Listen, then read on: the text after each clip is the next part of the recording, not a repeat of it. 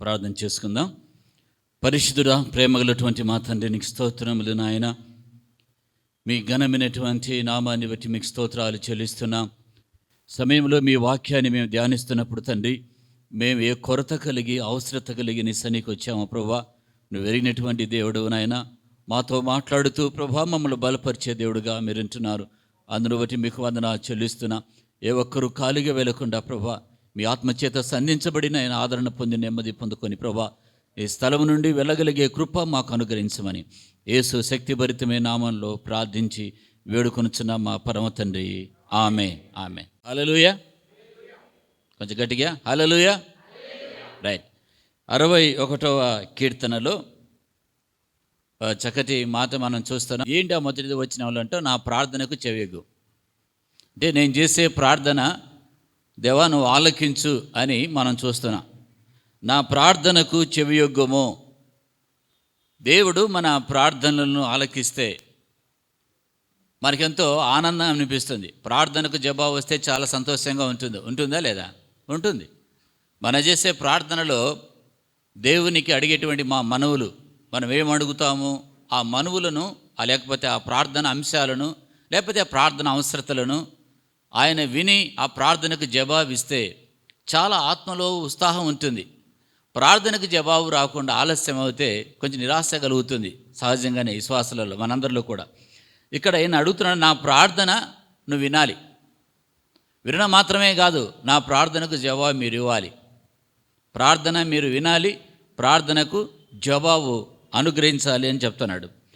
రెండవదిగా చూసినట్లయితే, ఎంతగా అంటే నా ప్రాణము తల్లడిల్లిన విధంగా నేను మొరపెడతా. నా ప్రాణము తల్లడిల్లగా భూదిగంతముల నుండి నీకు నేను మొరపెడుచున్నా. ఎంత నేను మొరపెట్టేదంటే తన సామర్థ్యానికి మించి, శక్తికి మించి నీకు నేను మొరపెడతా. చాలాసార్లు మనం దేవునికి ప్రార్థన చేసేటప్పుడు కొంత శక్తి మనకొని ఆయా సమయాల్లో మనకు శరీర బలహీనతను బట్టి లేకపోతే అనారోగ్యతను బట్టి మనం ప్రార్థన చేయలేం. ఆరోగ్యం బాగుండు బాగా ప్రార్థన చేసేవారం అని అనుకుంటాం. ఆరోగ్యం వచ్చిన తర్వాత కూడా ప్రార్థన చేయం. సహజంగా మానవునిలో ఉన్నటువంటి అది బలహీనత. ఆరోగ్యం సరిగా లేనప్పుడు, శరీరం సహకరించినప్పుడు ప్రార్థనకు అప్పుడు ఒక ఆశ మనలో కలుగుతుంది. నాకు ఆరోగ్యం బాగా ఉంటే, నాకు మంచి సంపూర్ణమైన ఆరోగ్యం ఉంటే, మోకరిల్లు కూర్చోగలిగే శక్తి నాకుంటే నేను బాగా ప్రార్థన చేసేవాని అనుకుంటాం. కానీ దేవుడు కనికరించి మనకు సంపూర్ణమైన ఆరోగ్యం ఇచ్చినా అప్పుడు మనం ప్రార్థన చేయం. ఎందుకు? ఆ సంపూర్ణమైన ఆరోగ్యాన్ని మనం పొందుకొని మళ్ళీ మనం ఏం చేస్తామంటే ఆ ప్రార్థన చేయడానికి మరిచిపోయిన వారంగా ఉంటాం. ప్రార్థన చేయాలంటే దేవుని యొక్క సహాయం మనకు కావాలి. దేవుని అంతే. ఇక్కడ నా ప్రాణము తల్లడిల్లగా భూదిగంతముల నుండి నీకు మొరపెడుచున్నాను అని చెప్తున్నాడు. సో మొదటి 2 వచనాలన్నీ కూడా ప్రార్థనకు జవాబు, దేవుని దగ్గర నుండి పొందుకోవడం, ఏ విధంగా ప్రార్థన చేయాలనో కొన్ని విషయాలను అక్కడ మనం తెలుసుకున్నాం. ఇంకా ఆ 2వ వచనం కింద భాగంలోనే నేను ఎక్కలేనంత ఎత్తైన కొండ. ఏంటి ఎక్కలేనంత ఎత్తైన కొండ? నన్ను ఎక్కించుము అంటున్నాడు. అంటే ఎక్కలేనటువంటి ఎత్తైన కొండ అంటే భౌతికంగా మనం చూసినట్లయితే ఆయా ప్రదేశాలకు మనం వెళ్ళినప్పుడు శక్తి లేని వారు ఏం చేస్తారంటే, ఇదిగో మేము ఎత్తైన కొండ మేము ఎక్కలేము, ఈ కొండ దిగువ బాగానే మేము కూర్చుంటాము, మీరు ఎక్కి ఆ కొండ మీద ఏముందో చూసి రండి అని పంపుతారు. భౌతికంగా అయితే సామర్థ్యం బలం ఉన్నవారు, శారీరకంగా కొంచెం బలం ఉండి ఆరోగ్యంగా ఉన్నవారు ఏం చేస్తారంటే ఆ ఎత్తైన కొండ ప్రయాసపడి ఎక్కుతారు. భౌతికంగా నేను చెప్తున్నాను. ఆధ్యాత్మికంగా విషయాలు మనం చూసినట్లయితే మన జీవితంలో ఎన్నో ఎత్తైన కొండలను మనం ఎక్కి దాటవలసి వస్తుంది. ఎన్నో లోయలను దాటి వెళ్ళవలసి వస్తుంది. ఎన్నో కఠినమైన పరిస్థితులు మన జీవితాల్లో వస్తాయి. ఆ కఠినమైన పరిస్థితులు, ఆ లోయలు, ఆ ఎత్తైన కొండలు, ఆ యొక్క తుఫానులు, ఇవన్నీ కూడా మన జీవితంలో ఆయా సందర్భాల ద్వారా ఆయా సందర్భంలో మనం వెళ్ళవలసి వస్తుంది. కనుక ఈయన కూడా తనకున్న సమస్య ఓ ఎత్తైన కొండ. అదేవిధంగా దేవుడరా ఈ ఎత్తైన కొండను మనం చూసినట్లయితే ఒక ఆశీర్వాదాన్ని మనం పోల్చుకున్నాం అనుకోండి, నేను ఎక్కలేనటువంటి ఎత్తైన కొండ, ప్రభా నాకు ఇవ్వబెటువంటి ఉన్నతమైన ఆ దీవెన నాకు మీరు అనుగ్రహించండి అని మనం అడగొచ్చు దేవుడారా. నేను ఎక్కలేన ఎత్తైన కొండ పైకి నన్ను ఎక్కించము అని చెప్తున్నాడు. ఎక్కించము. రైట్. 3వ వచనంలో చూసినట్లయితే, నీవు నాకు ఆశ్రయముగా నుంటివి. దేవుడు మనకు ఆశ్రయంగా ఉండాలి, ఆశ్రయముగా ఉండాలి. పోయిన వారం కూడా ఆశ్రయాన్ని గురించి మనం చూసాం. దేవుణ్ణి ఆశ్రయించినప్పుడు ఎలా ఉంటుందంటే, సాధు సిందర్ సింగ్ సిక్కు మతస్థుడైన ప్రభువును అంగీకరించి గొప్ప భక్తి చేసినటువంటి వ్యక్తి. ఆయన సాధు సిందర్ సింగ్ ఉన్నారు, భక్త్ సింగ్ గారు ఉన్నారు. అంటే భక్త్ సింగ్ గారికి ముందు సాధు సిందర్ సింగ్ ఆయన ప్రభువుని నమ్ముకొని మరి ఎక్కువగా టిబెట్ ప్రాంతాల్లో సంచరించేవాడు. ఒకరోజు ఆయన అరణ్యంలో అడవిలో కూర్చొని ఉన్నాడు. అడవిలో కూర్చున్నప్పుడు ఒక డేగ పావురాన్ని తరుముతుంది. ఒక డేగ పావురమును తరుముతుంది. ఆ పావురం వచ్చి సాధు సిందర్ సింగ్ యొక్క తొడ మీద వాలిందంట. ఆ డేగ బారి నుండి తప్పించుకోవడానికి పావురము ఆ అడవిలో అరణ్యంలో కూర్చున్నటువంటి సాధు సిందర్ సింగ్ ఒక బండ మీద ప్రశాంతంగా కూర్చున్నాడంట. ఆయన ప్రశాంతంగా కూర్చొని ధ్యానం చేసుకుంటూ దేవుని స్తుతిస్తూ ఉన్నాడంట. ఆ పావురము సాధు సిందర్ సింగ్ దగ్గరికి వచ్చి ఆ యొక్క తొడ మీద వాలినప్పుడు డేగ దూరంగా ఉందంట. ఆ పావురము ఎవరిని ఆశ్రయంగా చేసుకుంది? ఓ చెట్టును ఆశ్రయం చేసుకుందా? ఆ గుట్టను ఆశ్రయం చేసుకుందా? లేకపోతే దానికన్నా ఏకంగా పరిగెత్తాలని చూస్తే పావురం పరిగెత్తగలదా? ఏది బాగా అంటే డేగ చాలా ఈగిల్ గ్రద్ద ప్రశాంతంగా తొడ మీద వాలి అలా ప్రశాంతంగా. ఈ కూర్చున్న వ్యక్తి దానికి హాని చేయడానికి భయం కలగలేదా? పావురాలు మన దగ్గరికి వచ్చి మన భుజాల మీద వాలినాయా ఏమన్నా? పెంపుడు అయితే పెంపుడువి కాకుండా, కర్నూలు చర్చి దగ్గర అన్ని పావురాలు ఎక్కువ ఉంటాయి. మా బ్రదర్ని అడిగిన ఈ పావురాలు ఏంటి అని.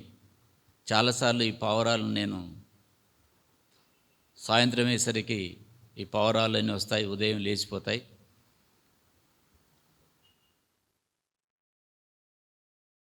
ఈ పావురాలకి నేనేం పెట్టడం లేదు, కానీ ఇక్కడ ఒక ఆశ్రయం చేసుకునే చర్చి చుట్టూరు కూడా. దానివల్ల ఏమవుతుందంటే చిన్న చిన్న కంప అదంతా కూడా చాలా కొంచెం ఇదిగా ఉంది. ఇవంతా ఈ కంప వేయటం వల్ల కొంచెం చర్చి ఇదవుతుంది కదా అని అన్నప్పుడు ఆయన పావురాల మీద ఉన్నటువంటి ప్రేమ, వస్తున్నాయి పోతున్నాయి అన్నాడు. అవి పావురాలు అడవిలో ఎంతో ప్లేస్ ఉంది, కానీ చర్చిని ఆశ్రయం చేసుకొని బ్రతుకుతూ ఉన్నాయి. ఒక విశ్వాసి తనకు శక్తి, తనకు సహవాసం, తనకు బలం ఎక్కడంటే, ఓ మండుతున్న కర్రలోకి ఒక కర్ర వస్తే అది కూడా మండుతుంది. కర్రలు మండుతున్నాయి, ఓ పచ్చి కర్ర తీసుకొచ్చి మండుతున్న కర్రలో వేస్తే ఈ కర్ర ఏమవుతుంది? మండుతుంది. విశ్వాసి దేవుని సంఘములో ఉన్నప్పుడు ఆ సంఘము ఆ విశ్వాసి కొరకు, ఆ వ్యక్తి కొరకు ప్రార్థన చేస్తారు, ఆ కుటుంబం కొరకు ప్రార్థన చేస్తారు. ఆ కుటుంబం పట్ల వీరు కన్సర్న్ కలిగి ఉంటారు.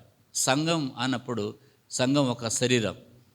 దేవుని బిడ్డలారా, దేవుని మనం ఆశ్రయంగా చేసుకున్నప్పుడు మనకున్నటువంటి కాపుదల చాలా గొప్పది. దేవుడు ఆశ్రయం అంటే ఏ కష్టం వచ్చినా, ఏ శ్రమ వచ్చినా, బాధ వచ్చినా దేవుడు మనకు ఆశ్రయ దుర్గం. అందుకే దావీదు భక్తుడు అన్నాడు, నాకెవరు కాదు ఆశ్రయ దుర్గం, దేవుడు ఆశ్రయ దుర్గం. ఈ శరీరంలో మనకేం జరుగుతుందో తెలియదు. ఇది ఈ బాడీ, ఈ శరీరంలో ఏమీ జరిగినా దీన్ని సరిచేయడానికి డాక్టర్లు కొంతమేరకే సరిచేయగలరు, కొంతవరకు బాగు చేయగలరు. దీన్ని సంపూర్ణమైన ఆరోగ్యంలో ఉంచాలంటే పేన ఆయనది. అదేవిధంగా మనం తీసుకోవాల్సిన జాగ్రత్తలు మన మీద కూడా ఉన్నాయి, మనకున్నాయి. ఆయన ఇచ్చాడు కనుక ఈ శరీరాన్ని మనం జాగ్రత్తగా కాపాడుకోవాలి. ఈ దేహాన్ని ఇచ్చాడు, ఈ దేహాన్ని జాగ్రత్తగా కాపాడుకోవాలి. దీనికి కావాల్సిన ఎక్సర్సైజు, ఆహారము, ఆధ్యాత్మిక ఆధ్యాత్మిక కొన్ని ఆ మెడిటేషను, ఆ ధ్యానము కూడా అవసరం. వాక్య ధ్యానము, ధ్యానం. వారు ధ్యానం చేస్తారు, మన వాక్య ధ్యానం చేస్తాం. దేవుని స్తోత్రం, హల్లెలూయా. వారు ధ్యానం అంటారు, మన ప్రార్థన ధ్యానం. ధ్యానంలోకి వెళ్తాము వాళ్ళు అంటారు, మనకు ప్రార్థన ధ్యానం. మనము ఏ మాంత్రిక దగ్గరికి వెళ్ళాం, మనలో పవర్ ఉంది, యేసు రక్తము ఉంది. యేసు రక్తము కలిగిన శక్తిని మనం కలిగి ఉన్నాం. మన వాక్యాన్ని ఎట్టి ప్రార్థన బట్టి దయ్యాన్ని బంధించే, సాతాను బంధించే శక్తి మనకిస్తాడు. అయితే వారు మాంత్రికుల దగ్గరికి వెళ్ళి నాకు దయ్యం నన్ను వెంబడిస్తుంది మాంత్రికులను అడుగుతారు. కనుక మనకు వాడుకున్న తేడా ఇది అంటారు. స్వయాన దయ్యాలను బంధించడానికి, మాంత్రిక శక్తులను బంధించడానికి ఆ సర్వశక్తి కలిగినటువంటి దేవుని యొక్క శక్తిని మనం కలిగి ఉన్నాం. ఒక సహోదరికి ఓ పొడవాటి చేయి వచ్చి మీద పడిందంట. పొడుగినటువంటి చేయి తీసుకొచ్చి ఇలాగనిందంట చీకటి ఆత్మ. అప్పుడు ఆమె ఏమేమి ప్రార్థన చేసిందంటే, యేసు రక్తము అన్నప్పుడు నెమ్మదిగా ఆ చీకటి ఆత్మ వెళ్ళిపోయిందంట. అంటే ప్రతి విషయంలో కూడా మనం దేవుని ఆశ్రయముగా చేసుకోవాలి. వర్షం వస్తుంది, చాలా విపరీతమైనటువంటి వర్షం వస్తుంది. నేను మార్నింగే మేము షూటింగ్కి వెళ్ళినప్పుడు పిల్లలు చెప్పారు, అంకుల్ ఏం పెద్ద వర్షం రాదు, మనం వెళ్దాం షూటింగ్కి అన్నారు. సరే వెళ్ళాం, పార్కులోకి వెళ్ళాం. పార్కులోకి వెళ్ళిన తర్వాత చిన్నగా వర్షం స్టార్ట్ అయింది. ఇప్పుడు కెమెరాకు తడవకూడదు, నేను కూడా బైబిల్ పెట్టుకొని నేను తడవకూడదు. ఇప్పుడు 2 గొడుగులు కావాలి, ఒకే గొడుగు ఉంది మా దగ్గర. నన్ను చెట్టు కింద నిలబెట్టి వాళ్ళు షూట్ చేశారు. ఆశ్చర్యం ఏమిటంటే, షూట్ చేస్తున్నప్పుడు అంతవరకు కొంచెం వర్షం వస్తుంది. లాస్ట్ మెసేజ్ చెప్పాలి, ఇంక 7వ మెసేజ్. ఆ మెసేజ్ చెప్పేటప్పుడు 1 minute 7 minutes ఉంటుంది, ఒక్కొక్క మినిట్ చెప్పాలంతే. దేవుని స్తోత్రం అనగానే 1 minute అయిపోతుంది. అక్కడ మన సందేశం ఏమి ఇవ్వాలి, కొంచెం ఇండక్షన్ ఇవ్వాలా. ప్రభునామంలో మీ అందరికీ వందనాలు, ఈ వాక్యం చదువుకుందామని 1 minute లేని సందేశం ఇస్తాం. ఒక సందేశం రావాలా, దాంట్లో ఒక కాంటెంట్ ఉండాలి. వీళ్ళు ఎదురు చూస్తుంటారు, వీళ్ళు 1 2 3 అంటారు, అనగా నేను స్టార్ట్ చేయాలి. అదేవిధంగా కొంచెం స్లోగా మాట్లాడే వాళ్ళు ఉన్నారనుకోండి, మనము వాక్యము చదువుకుందాము,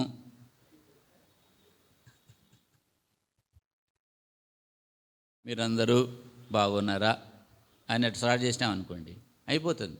1 minute అయిపోతుంది. 1 minute ఎంతసేపు కావాలంటే మీరు చూడండి. ఎంతోమంది భక్తులు 1 minuteలోనే, 1 నిమిషంలోనే మహత్తరమైన సందేశాలు ఇచ్చారు. దేవుని దాసులకు, ఆ సేవకులకు దేవుడు ఇచ్చినటువంటి మహావరం. అది ఆయన ఇచ్చిన కృపే తప్ప ఏమీ కాదు. వారిలో మనం ఒక్కరంగా దేవుని నమ్మి ఆయన మీద ఆధారపడి మనం నిలబడుతున్నాం కెమెరా దగ్గర. అంతేగాని ఏమి శక్తి సామర్థ్యం ఉన్నాయి, జ్ఞానం ఉందని ఏమి కాదు. బైబిల్ పాండిత్యం ఎంత ఉన్నా ఆయన మనకు సహాయం చేయకపోతే వ్యర్థమే. బూర ఉంది, బూర ఊదే వ్యక్తి బలమైన వ్యక్తి అయితే గొప్ప శబ్దం వస్తుంది. బలమైనటువంటి వ్యక్తి బూరను ఊదితే గొప్ప శబ్దం వస్తుంది. ఆయన ఊదకపోతే ఈ బూర ఉండవలసిందే ఖాళీగా.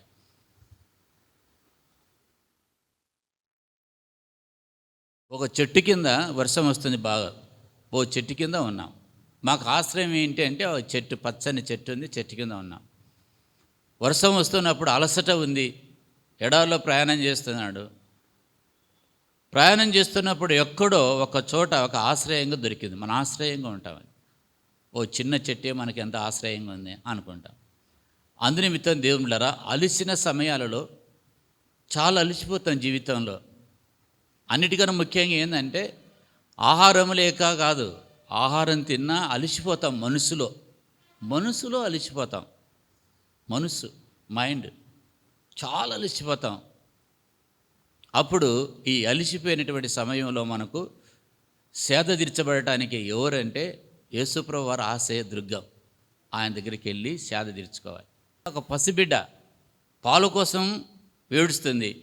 ఎంతోమంది ఎత్తుకొని ఇట్లా అంటారు, ఎత్తుకొని ఆ పాపను కంట్రోల్ చేయాలని చూస్తే ఆ చిన్న పసిబిడ్డను. కానీ తల్లి వచ్చి వెళ్ళి తీసుకోగానే పిల్లవాడు ఏమైపోతాడు?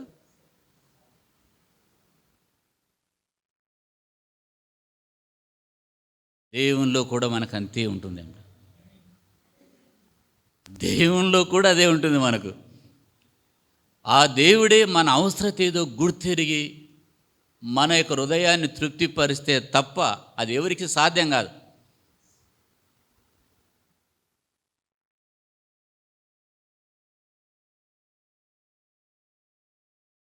ఒక దినాన దేవుడారో ఒక ఇంటికి వెళ్ళాం.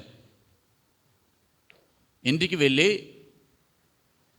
పాస్టమ్మ గారికి ఎందుకో దేవుడు ఒక ప్రత్యేకమైన సేవకు పిలుచుకుంటే ఆ తలాంతులు ఇస్తాడు దేవుడు. అవి మనకు కొని తెచ్చుకునేటివి ఏం కాదు, కానీ ఆయనే కృపే. ఆమెకు సర్జరీ అయింది, కొంచెం బాధగా ఉంది, చిన్న వయసు. మాకు చూసి మాకెంతో వేదన కలిగింది. దగ్గరికి వెళ్ళి ఆమెలాగా వాట్ వేసుకుంటూ దగ్గరికి ఇట్లా వెళ్ళి పాస్టమ్మ గారు మాట్లాడుతున్నప్పుడు ఎంతో దుఃఖంలో చాలా దుఃఖపడుతూ వేదన పడుతూ ఏడుస్తూ, మేము అలాగా ఆమెను ఓదార్చి తిరిగి వస్తున్నప్పుడు ఆమెకు అనిపించిందంట, నేను వీరింటినే వెళ్తాను, నేను వారి ఇంటికి వెళ్తే ఎంతో బాగుంటుంది ఇంకా అని వెళ్ళాలనంత అనిపించిందంట. నాకు ఒక తల్లి లేదు, నాకు తల్లి దొరికింది, ఇంత ఆదరణ వీరి దగ్గర దొరుకుతుందా, ఇలాంటి ఆదరణ ఎప్పుడు చూడలేదే, ఇంత సంతోషం ఇంత ధైర్యం వీళ్ళ దగ్గర దొరుకుతుందా. అవేమన్నా మేము కొనుక్కొని మా దగ్గర పెట్టుకున్నామా? ఎక్కడన్నా వెళ్తే ఏ కుటుంబాన్ని దగ్గరికి వెళ్తే ప్రభు అక్కడికి వెళ్తున్నాము అని వెళ్ళేటప్పుడు కొట్లోకి వెళ్ళి ఇంత ఆదరణ ఇంత ధైర్యం కొనుక్కొని వాళ్ళకి ఇవ్వడం మా దగ్గర ఉందా? దేవుడు ఇవ్వాలి. దానికి ముందు ఏం చేస్తామంటే సిద్ధపాటుతో ప్రార్థన చేసి, మేము వెళ్తున్నాం, మేము ఖాళీగా వెళ్తున్నాం నాయనా, మాలో ఏమీ లేదు, మీరు మాకంటే ముందుకు వెళ్ళండి ఆ ఇంటికి, ఆ ఇంటిలో ఏ అవసరత ఉందో ఆ అవసరత తీర్చిన ఆయన ఒక అద్భుతం మేము చూడగలిగే సాయం చేయని ప్రార్థన చేసుకొని, ఆ ప్రార్థనతో పాటు కూడా డ్రైవింగ్ రాదు ప్రభు, డ్రైవింగ్ విషయంలో సాయం చేయని ఆయన అని ప్రార్థన చేసుకొని, పాస్టమ్మ గారు ముందు కూర్చోవడమే ధైర్యం అంట. నందిని అంటే అది అన్నిటికన్నా ముఖ్యంగా నడపడం, అంకులు నడపడం గొప్పేం, కానీ అన్నిటికన్నా గొప్ప ఏదంటే ధైర్యంతో పక్కన కూర్చోవడం ధైర్యం. ఆ పాస్టర్ ఇంటికి అనిందంట. నాకు ఆశ్చర్యం అనిపించింది. నిజమే కదా, 2 వీలర్ బండి అటు నడిపే వ్యక్తి నడుపుతున్నాను అనుకో, వెనకలు కూర్చుంటే మన చేతన అవుతుందా? ఒక ఆయన అన్నాడు కూర్చోబెట్టుకొని, నీకు దండం పెడితే సార్ నా బండి మీద కూర్చోవద్దు అన్నాడు. నేను ఎప్పుడు నేను నా బండి మీద కూర్చోను సార్ అన్నాడు. ఎందుకన్నా, ఎప్పుడైతే నువ్వు నా బండి మీద కూర్చుంటావు నాకు ఒక గుబులు భయం, ఎక్కడ నడుపుతావు నాకు అర్థం కాదు, ఏమో జరుగుతుంది సార్, నేను ఎప్పుడు మీ మీద నేను ఎక్కించుకోను సార్ అన్నాడు. నేను కూర్చుంటే ఆయన గుండెలో గుబులు ఎందుకు కలుగుతుంది? ఒకసారి ఇలాగనే దేవుని జాగ్రత్తగా నేను చెప్పాను కూడా, మన ఇంటికి వచ్చి ఎక్కువ ప్లంబర్ అయినా ఎక్కువ ఏదైనా చేస్తుంటాడు, రిపేరింగ్ చేస్తుంటాడు, ఆ పైపులు ఏదైనా ఫాల్ట్ అయినా ఏదైనా ట్యాప్లు పెట్టడం. ఒకరోజు కనపడ్డాడు, వెళ్తున్నప్పుడు బజార్లో కనపడ్డాడు ఐదుగుడలో. సార్ ఎక్కడికి వెళ్తున్నారు, మోరు దగ్గరికి ఎక్కడికి వెళ్తున్నారు, నా బండిలో కూర్చోండి సార్, బైక్ మీద కూర్చోండి, నేను అక్కడ మీరు డ్రాప్ చేస్తా అన్నాడు. పర్వాలేదు వాకింగ్ లాగా ఉంటుంది అని నేనంటే, లేదు సార్, ఏమైనా సార్ మరి నా బైక్ మీద మీరు కూర్చోద్దా, కూర్చోండి సార్ అక్కడ డ్రాప్ చేస్తా అన్నాడు. సార్ రోజు ఏం చేశాడంటే ఆయన బైక్ మీద కూర్చున్నానంటే ఆ యొక్క మోరు దగ్గర దింపాడు. నెక్స్ట్ డే ఏమంటాడు, సార్ ఏంది సార్ నేను బాగా కిల్లీలు తింటే నాకు తినబుద్ధి కావటం లేదు. కిల్లీలు తినేవాడంట, కిల్లీలు బాగా నమిలేవాడంట, ఇంకా నమలాలనిపించలేదంట. మరి ఇదే సమయంలో బాగా ప్రార్థన చేసుకో. నేను ఆయన బండి మీద కూర్చుంటే, బైక్ మీద కూర్చుంటే కిల్లీలు నమిలేవాడుకు నమలాలనిపించలేదు. ఏంది ప్రభు ఇది?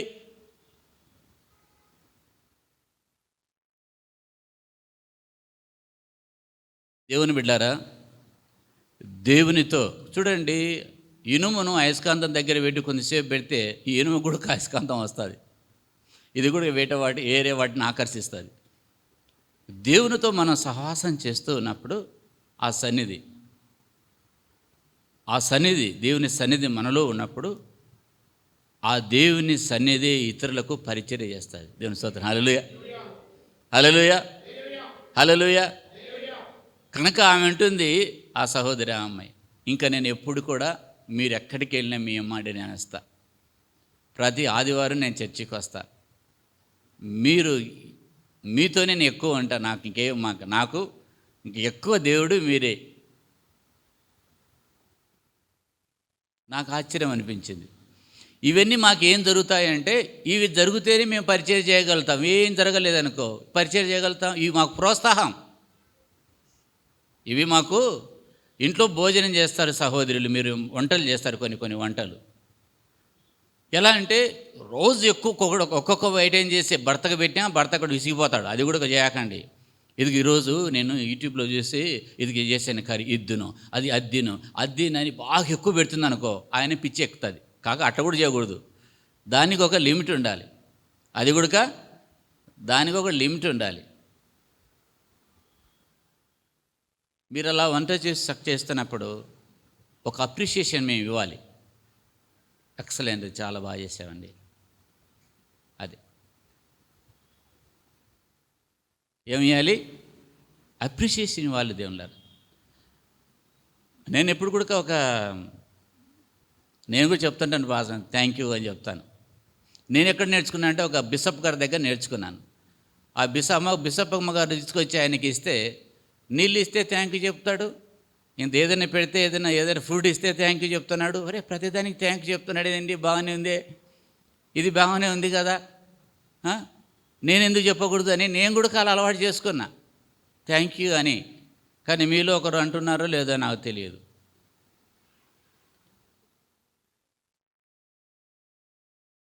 వాటర్ అంటే వీళ్ళు పురుషులు ఏంటంటే ఒక ఉద్దేశం ఏంటంటే, వారు ఇంట్లో ఉన్నారు, ఏం పనులు ఉన్నాయి, వాళ్ళు చేయాల్సిందే అంటే దేవుని పిల్లలు ఇక్కడ ఏం జరుగుతుందంటే, గృహిణికి ఒక సహకారం, ఒక ప్రోత్సాహం, ఒక ఆనందం కలుగుతుంది. ఏమండి ఆ విషయం మాట్లాడుకున్నాను, సరే మనం వెళ్ళిపోతారు మాట్లాడుకో అన్నాం అనుకో, ఏమవుతుంది? మరలా ఒక 10 నిమిషాల తర్వాత ఏమండి ఏంటి చెప్పు అన్నాం అనుకో, ఆమె ముందే భయపడిపోతుంది. అప్పుడు ఏం చేయాలంటే లిజనింగ్ కొంచెం టైం ఇవ్వాలి. చెప్పండి అలాగనా, చేద్దాంలే, తర్వాత చూద్దాంలే, సందర్భాన్ని బట్టి చెప్పాలి. దీని ఏమంటారంటే దేవులారా, కమ్యూనికేషన్స్ అని అంటారు. దీని మొదలు మాట్లాడుకుని కొద్దిసేపు, ఎంత బిజీగా ఉన్నా కొంచెం గృహిణితో వారు మాట్లాడితే వారు రిలాక్స్ అవుతారు. అంతే, ఏం కోరుకోరు పాపం వాళ్ళు. పండుగ రోజు వస్తుందంటే ఒక షాపింగ్ తీసుకోమంటారు, అంతే, ఇంకేం కోరు. మన ఓపిక కావాలంతే. దేవుని స్తోత్రం, హల్లెలూయా. దేవా నాకు ఓర్పు నాయన అని ఏం చేయాలంటే, ఇప్పుడు ఒకటి నేను నేర్చుకున్నా, నేను పక్కన కూర్చున్నా, నువ్వు చేసుకోపని చెప్తాను. ఇంతకుముందు నాకు ఉండేది కాదు. ఎక్కడికి వెళ్ళాలన్నా తీసుకువెళ్ళేవాని కాదు. ప్రార్థన వాక్యం ధ్యానిస్తూ మోకాల మీద ఉపవాసాలు ఉంటూ ఉండేవాని. ఆమెకు అర్థమైపోయింది, ఈయన రాడు, ఎక్కడ తీసుకెళ్ళడు, ఏ బంధువులింటికి తీసుకెళ్ళడు, ఈయన లోకం ఈయనదే, ఈయన భక్తి ఈయనదే అని ఇసికిపోయింది. పాస్టమ్మ గారు ఒక టైంలో ఇసికిపోయారు. కొంతమంది దైవజనులు వారి బోధ వినడం, ప్రాక్టికల్ లైఫ్ కొంచెం లైఫ్ చూసిన తర్వాత నా పరిస్థితిని కొంచెం, నా జీవితాన్ని మార్చుకున్నాను. కొంచెం ఇంకా మార్చుకొని ఎక్కడికి వెళ్ళాలి అంటే, సరే వెళ్దాము, ఇద్దరమే కదంగా, కారు స్టార్ట్ చేసుకొని, సరే నువ్వు ఏదైనా కొనాలని చెప్తే కూర్చోండి, ఇక్కడ కూర్చుంటాను నేను ఒక చోట, షాపింగ్ చేసుకొని రా నెమ్మదిగా, తొందర లేదులే అని. అలా మనం ఇవ్వటం ఏమవుతుందో వాళ్ళకు కొంచెం రిలాక్స్ అవుతారు. అదేవిధంగా మార్కెట్కి వెళ్ళారు, కూరగాయలు మోసుకొస్తున్నారు 2 బ్యాగులు కింద, ఎదురుకి వెళ్ళి మనం వారి బ్యాగ్ తీసుకున్నాం అనుకో, నేను తీసుకుంటా బరువు అంటే ఎట్లుంటుంది వాళ్ళకు? హ్యాపీ, అంతే, సంతోషం. వాళ్ళు కొంచెం బాగా ఇంటి పని కోరికే మొత్తం ఇంట్లో పనిలో చేసుకుంటూ వారం అంతా నెలంతా ఉన్నారు. జస్ట్ బయటికి వెళ్దాం, కొంచెం దగ్గరికి ఎక్కడైనా వెళ్దామా అంటే, ఆధ్యాత్మికతో పాటు మానసిక వికాసం కూడా కావాలి. కొంచెం ఈ మనసు కొంచెం రిలాక్స్ కావాలంటే, మనసు కొంచెం రిలాక్స్ అయితేనే ఆధ్యాత్మికమైన విషయాలను రిసీవ్ చేసుకుంటుంది, లేకపోతే లేదు, చేసుకోలేదు. పాస్టర్ గారు ప్రేజ్ లాడ్ చెప్తుంటే వాళ్ళు ప్రేజ్ లాడ్ అనిపించదు. ఎప్పుడు అంటారు ప్రేజ్ లాడ్, హల్లెలూయా చెప్తుంటారు, ఇదే కాదు ఆదివారం అంతా అనుకుంటారు. ఒక మానసికమైనటువంటి వికాసం కూడా కావాలి. దాని కొరకే ఏం చేయాలి? దగ్గర షార్ట్ ట్రిప్, దగ్గరికి ఏదన్నా అక్కడికి వెళ్దాం, ఏదన్నా వేయి రావడం వల్ల ఏమవుతుందో కొంచెం రిలాక్స్ అవుతారు. లేకపోతే ఈరోజు మన పాస్టర్ గారు మన ఇంటికి పిలిపిద్దాం, పాస్టర్ గారితో కొంచెం టైం స్పెండ్ చేద్దాం, ప్రే చేయించుకుందాం, పాస్టర్ గారు ప్రార్థన చేస్తారు, పాస్టర్ గారితో మనం కలిసి కుటుంబం అంతా ప్రార్థన చేసి రిలాక్స్ అయిపోతారు. దేవుని సేవకులు మన గృహానికి వచ్చి వాళ్ళు దర్శించిన ఖచ్చితంగా రిలాక్స్ ఉంటుంది. వాళ్ళతో మాట్లాడుతూ పాస్టర్ గారు బ్రదర్తో మాట్లాడుతుంటారు, పాస్టర్ లోపలికి పోతుంది పాస్టర్ సిస్టర్ దగ్గరికి, ఏం సిస్టర్ ఏం వండుతున్నారు, ఏం చేస్తున్నారని. అప్పుడు ఆ సిస్టర్ కలిసి మాట్లాడతారు. దేవుని స్తోత్రం, హల్లెలూయా.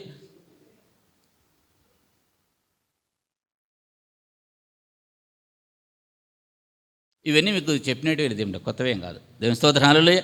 చాలాసార్లు చెప్తూనే ఉన్నాను, కొత్తవేం కాదు. నువ్వు నాకు ఆశ్రయముగా నుంటివి, శత్రువులు ఎదుట బలమైన కోటగా నుంటివి. ఒక శత్రువు నా మీదకి వచ్చినప్పుడు నువ్వు నాకు బలమైన కోట. శత్రువు అంటే ఏంటి? అనారోగ్యం కావచ్చు, ఆర్థిక ఇబ్బంది కావచ్చు, సమస్య కావచ్చు, శోధన కావచ్చు. ఒక శత్రువు మన మీదకి వచ్చినప్పుడు దేవుడు మనకు బలమైన కోటగా ఉంటాడంట. యుగవిగములు 4వ వచనం, యుగవిగములు నేను నీ గుడారములో నివసించదు, నీ రెక్కల చాటు నా దాగుకొందును. దేవుని రెక్కల కిందికి నీ రెక్కల చాటున దాక్కొందును. దేవుని ఈ మాటలు మనం చూస్తున్నప్పుడు, ఈ మాట నీ హృదయాన్ని తాకి అది నీ జీవితంలో పని చేస్తేనే దాని అనుభవం తెలుస్తుంది. పాస్టర్ గారు చెప్పాడా? చెప్పాడు. నేను విన్నాను.